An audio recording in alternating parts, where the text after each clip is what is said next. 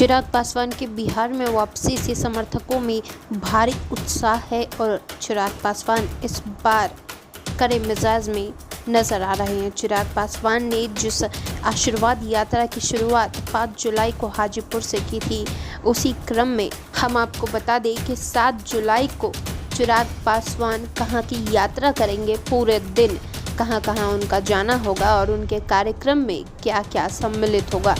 उसके बाद वो कहां से मीडिया को संबोधित करेंगे और क्या कुछ कहेंगे और क्या कुछ रहेगा चिराग पासवान के पूरे दिन के कार्यक्रम में शामिल, ये तमाम जानकारी हम आपको एक्सक्लूसिवली देने जा रहे हैं इस वीडियो के अंदर।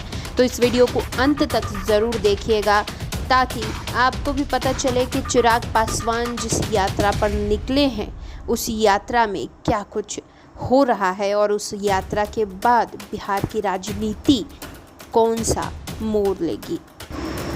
इससे पहले कि हम आपको चिराग पासवान के 7 जुलाई का कार्यक्रम बताएं, हम आपको ये सुनवा देना चाहते हैं कि 5 जुलाई को मीडिया को संबोधित करते हुए क्या कुछ कहा चिराग पासवान ने, किन किन पर निशाने लगाकर तीरबाजी की, शब्दों की और आगे की रणनीति के बारे में क्या कुछ बताया। सुनिए चिराग पासवान क्या कह रहे हैं। कुछ लोग ये भ्रम फैला रहे हैं कि पार्टी के सांसद अलग हो रहे हैं, जिसमें इनका भी नाम था और इन्होंने कहा था कि मेरा पूरा समर्पण लोक जनशक्ति पार्टी के राष्ट्रीय अध्यक्ष चिराग पासवान के साथ है और उनके लिए गए फैसलों के साथ मैं चट्टान की तरह खड़ा हूँ। ये प्रेस रिलीज में लिखा हुआ है, आप सबके पास होगी वो 27 तारीख की। तो क्यों मेरे उन फैसलों के साथ खड़े थे? क्यों उस दिन आपने आपत्ति दर्ज नहीं कराई?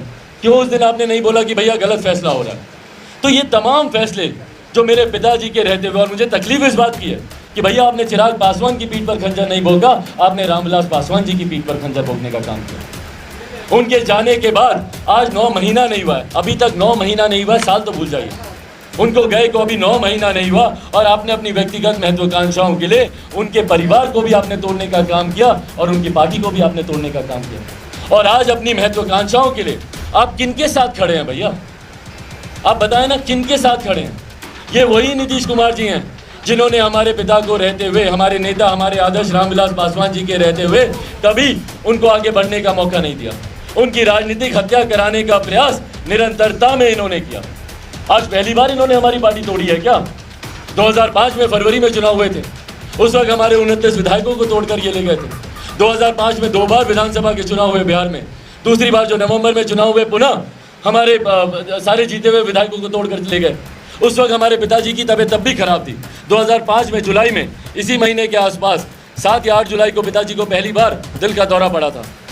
वो बीमार थे, उसके बावजूद जिन परिस्थितियों में उन्होंने चुनाव लड़ा नवंबर का, उसके बाद जितने हमारे जीते हुए विधायक थे उनको तोड़ने का काम किया। आज जो इनकी पार्टी में प्रमुख प्रवक्ता बने हुए, उनको हमारी पार्टी से तोड़कर ले जाने का काम किया। एमएलसी थे हमारे राज्यसभा के सांसद को इन्होंने तोड़ने का काम किया। हमारे अभी जीते हुए एक विधायक मटियानी से जो थे उनको तोड़ने का काम किया। तो आज पहली बार इन्होंने हमारी पार्टी तोड़ी है। हमारे नेता के राजनीतिक कद को, उनके राजनीतिक वर्चस्व को समाप्त करने के लिए नीतीश कुमार जी दलित महादलित बंटवारा लेकर आए। पासवान जाति को जिस तरीके से प्रताड़ित करने का काम नीतीश कुमार जी ने किया अपने शासनकाल में, सिर्फ और सिर्फ हमारे नेता के बढ़ते कद को नीचा करने के लिए। और आज जो लोग उनकी शरण में जाकर बैठे हैं, उनकी गोद में जाकर बैठे हैं, पूछे कब अपमानित नहीं किया नीतीश कुमार जी ने हमारे नेता को। और आज ये अपने भाई को श्रद्धांजलि देते नहीं थक रहे हैं, अपने भाई को याद करते नहीं थक रहे हैं। तो इस तरीके से आप याद करेंगे अपने भाई को, उस व्यक्ति की गोद में जाकर बैठकर जिन्होंने हमारे नेता को अपमानित करने का काम किया। आप सब जानते हैं, मीडिया के लोगों ने, आप भी लोगों ने नीतीश कुमार जी से पूछा था, जब मेरे पिताजी की तबीयत खराब थी, वो अस्पताल में थे, जब दिन रात देश के प्रधानमंत्री फोन कर उनका हालचाल पूछ रहे थे, देश के राष्ट्रपति मुझसे बात करके उनका हालचाल पूछ रहे थे। देश का शायद ही कोई ऐसा मुख्यमंत्री होगा जिन्होंने उनका हालचाल मुझसे नहीं जाना होगा। शायद ही पक्ष विपक्ष का कोई ऐसा नेता होगा जिन्होंने उनका हालचाल मुझसे नहीं जाना होगा। तो जब एक तरफ ये तमाम देश के बड़े नेता फोन कर उनका हालचाल पूछ रहे थे, तो ऐसे में जब मुख्यमंत्री जी से पूछा गया तो उनका स्पष्ट जवाब था कि मुझे तो मालूम ही नहीं। वो प्रेस कॉन्फ्रेंस याद कीजिए एनडीए की, जिसमें इन्होंने भाजपा के साथ अपनी सीट शेयरिंग की घोषणा की थी। उसमें जब पूछा गया था तो कैसे मुस्कुराते हुए, तंज कसते हुए हमारे नेता के बारे में इन्होंने कहा था कि जाकर पूछे ना रामविलास जी से कि अपने 2 विधायकों के समर्थन से ही क्या वो राज्यसभा के सांसद बन गए हैं। उसके बाद वो प्रकरण याद कीजिए किस तरीके से हमारे नेता को ह्यूमिलेट करने के लिए उन्होंने समर्थन देने से पहले अपने आवास पर बुलाकर उनसे मिन्नतें करवाई। मैं मौजूद था वहां पर, हमारे चाचा जी मौजूद थे। एक पुत्र होने के नाते अपने पिता का ये अपमान मैं नहीं बर्दाश्त कर सकता। मेरे चाचा कैसे बर्दाश्त कर गए मुझे नहीं पता। वो दृश्य उन्होंने अपनी आंखों से देखा था और उसके बाद आज वो उन्हीं की गोद में जाकर बैठे हैं जो हमारे नेता को याद तक करना जरूरी नहीं समझते। कल हमारे प्रधानमंत्री ने जिस तरीके से हमारे नेता के बारे में ट्वीट किया, इतने खूबसूरत शब्दों का उन्होंने इस्तेमाल किया उनकी जयंती पर उनको याद करते हुए। देश के गृह मंत्री ने उनको याद करते हुए खूबसूरत शब्दों का इस्तेमाल किया। तो वहीं दूसरी तरफ सत्ता पक्ष के लोगों, विपक्ष के लोगों, हर एक व्यक्ति ने अपने अपने कार्यालय में हो, अपने अपने ट्वीट के माध्यम से हो, प्रेस मीडिया के माध्यम से हो, हमारे नेता को उनकी जयंती पर श्रद्धांजलि देने का काम किया। पर एकमात्र व्यक्ति जिन्होंने और जिनके दल ने हमारे नेता को कल याद करने का काम नहीं किया, उनका नाम है आदरणीय नीतीश कुमार जी। उनके पार्टी के एक नेता को मुझे बता दीजिए जिन्होंने हमारे नेता को याद करने का काम किया हो।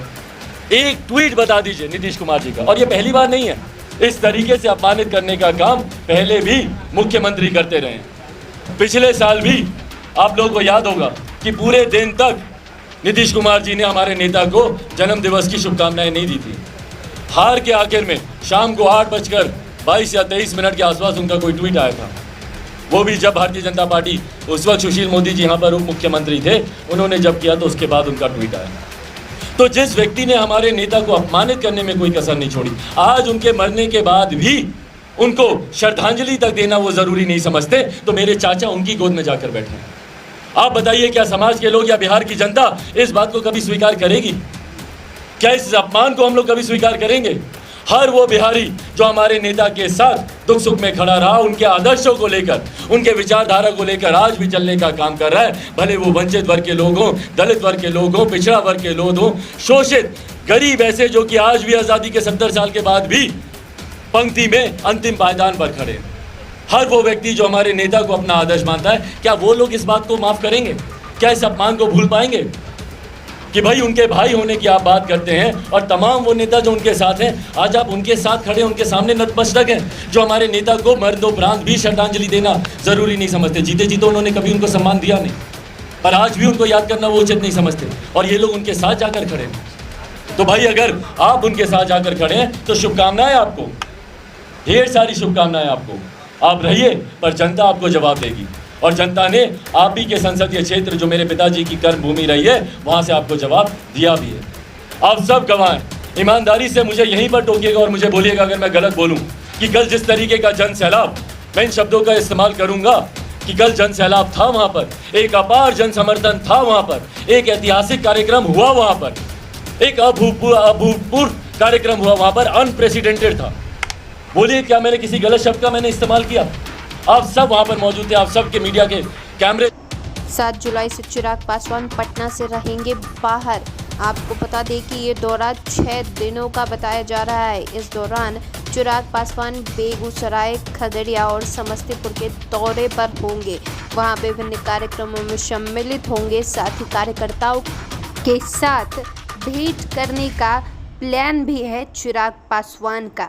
चिराग पासवान मीडिया को भी संबोधित करेंगे समस्तीपुर से, जहां वो अपने आगे की रणनीति के बारे में बता सकते हैं। आपको बता दें कि चिराग पासवान ने कैबिनेट विस्तार में चाचा के नाम पर ये कहा है कि लोजपा के कोटे से वो कतई मंत्री नहीं बन सकते हैं।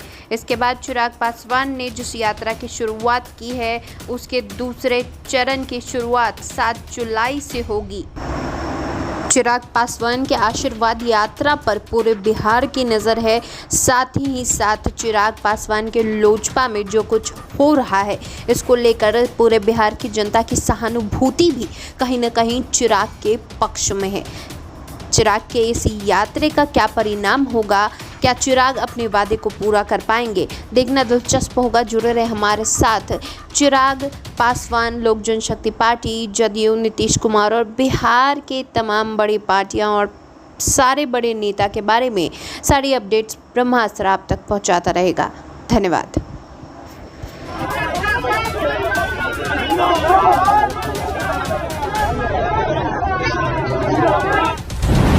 आप देख रहे हैं ब्रह्मास्त्र।